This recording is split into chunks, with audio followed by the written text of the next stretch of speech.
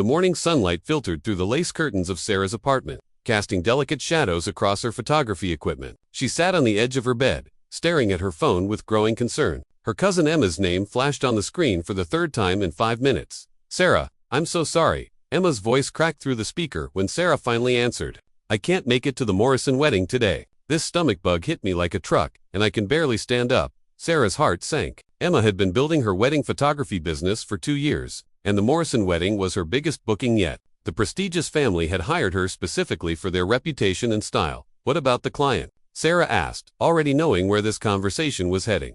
"That's why I'm calling you," Emma said weakly. "You're the only person I trust with my camera and my business. I know you've been helping me edit photos, and you have that natural eye for capturing moments. Please, Sarah, I'll split the payment with you 50-50.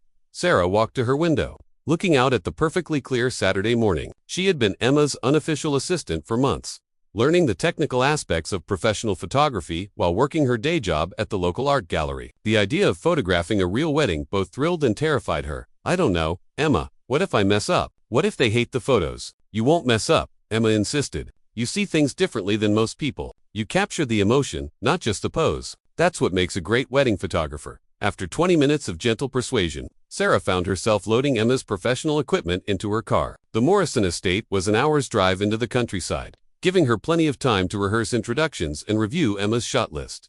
The estate took Sarah's breath away. Rolling green lawns stretched toward, a tree line dotted with ancient oaks. White chairs arranged in perfect rows faced an elegant archway draped with flowing fabric and seasonal flowers. Vendors bustled around, setting up for what was clearly going to be a stunning outdoor ceremony.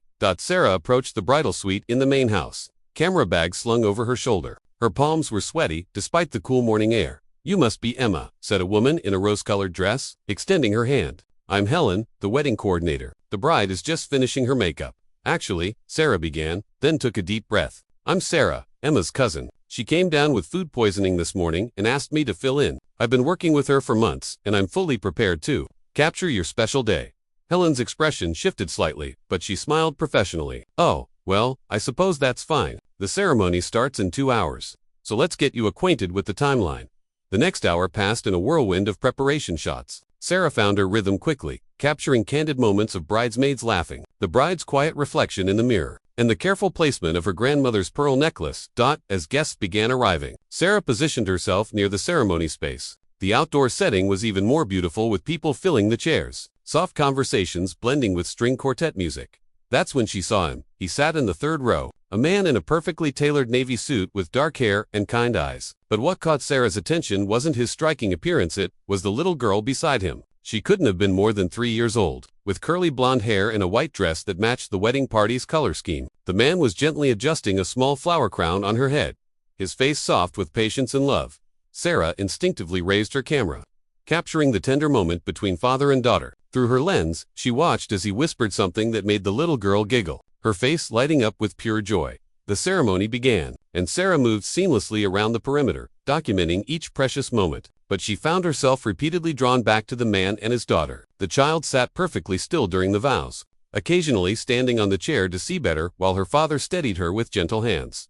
During the ring exchange, Sarah noticed the little girl had fallen asleep against her father's shoulder. His expression was one of complete contentment as he shifted slightly to make her more comfortable, never taking his attention away from the ceremony. After the recessional, as guests mingled during cocktail hour, Sarah was adjusting her camera settings when she felt a small tug on her dress. "Pretty camera," said a sweet voice. Sarah looked down to find the little girl from the ceremony, now wide awake and curious. "Thank you," Sarah said, kneeling to the child's level. "What's your name?" "Lucy," the girl replied, then pointed toward the man Sarah had been photographing. "That's my daddy. He says you take pictures of weddings." "That's right. Do you like weddings?" Lucy nodded enthusiastically. "Daddy says someday he might have another wedding, and I can throw flowers." Sarah's heart warmed at the child's innocent honesty. "That sounds very special. Lucy, there you are." The man approached, his voice gentle but slightly apologetic. "I'm sorry if she's bothering you. She's fascinated by cameras." Sarah stood, suddenly aware of how tall he was, how his presence seemed to fill the space around them. "She's no bother at all. She's absolutely adorable." "I'm Michael Morrison," he said, extending his hand. "The bride is my sister." Sarah felt her cheeks warm. "I'm Sarah. I'm filling in for my cousin Emma today. She's the photographer you hired." "Well, from what I've observed, you're doing an exceptional job," Michael said. "Lucy and I have been watching you work. You have a gift for capturing moments people don't even realize they're having. Before Sarah could respond, Lucy tugged on her father's jacket. Daddy, can the picture lady take a photo of us? Michael looked questioningly at Sarah. Would that be too much trouble? Lucy rarely asks for photos, but she seems quite taken with you. Of course, Sarah said, grateful for something to do with her suddenly nervous hands. Let's find a nice spot. She led them to an area where the afternoon light filtered through the oak trees, creating a natural warm backdrop. As she adjusted her camera settings, she watched Michael lift Lucy into his arms. Both of them laughing at something, she whispered in his ear. Perfect, Sarah said, and began shooting. What happened next surprised her. Instead of stiff, posed shots, she captured something magical. Michael spun Lucy around gently, her dress floating like petals. Lucy reached up to touch her father's face with small, curious hands. They shared secrets and giggles that Sarah documented with increasing excitement. These are going to be beautiful, Sarah said softly, reviewing the images on her camera's display. Could I see? Michael asked, stepping closer. As Sarah showed him the photos, she became aware of his cologne, something clean and understated. He leaned in to get a better view of the camera screen, and she noticed the way his eyes crinkled when he smiled. These are incredible, he said. You've captured her personality perfectly. Lucy is usually shy around new people, but she seems completely comfortable with you. The rest of the reception flew by. Sarah documented the first dance, the cake cutting, and countless candid moments between family and friends. But she found herself repeatedly glancing toward Michael and Lucy's table, where Lucy colored quietly while her father engaged in conversation with relatives. As the evening wound down, Sarah was packing her equipment when Michael approached. Sarah, I wanted to thank you again for today. You've given my family some beautiful memories.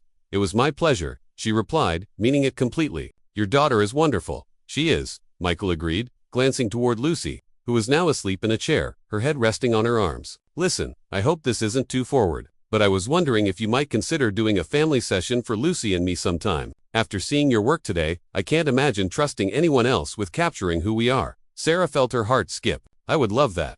Michael smiled, pulling out his business card. My number's on there. Call me when you're ready to schedule something. As Sarah drove home that night, she reflected on the unexpected turns the day had taken. She had started the morning terrified of filling in for Emma, worried about disappointing clients and ruining her cousin's reputation. Instead, she had discovered something she never expected to find. Not just confidence in her photography abilities, but a connection with two people who had touched her heart in ways she was only beginning to understand.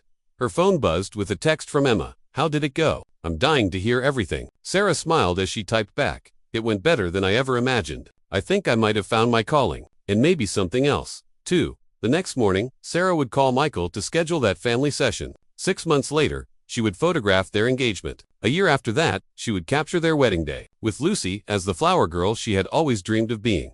But that night, driving home under a canopy of stars, Sarah simply held on to the memory of a little girl's laughter and her father's kind eyes, knowing that sometimes the most beautiful pictures are the ones that capture the exact moment when everything changes.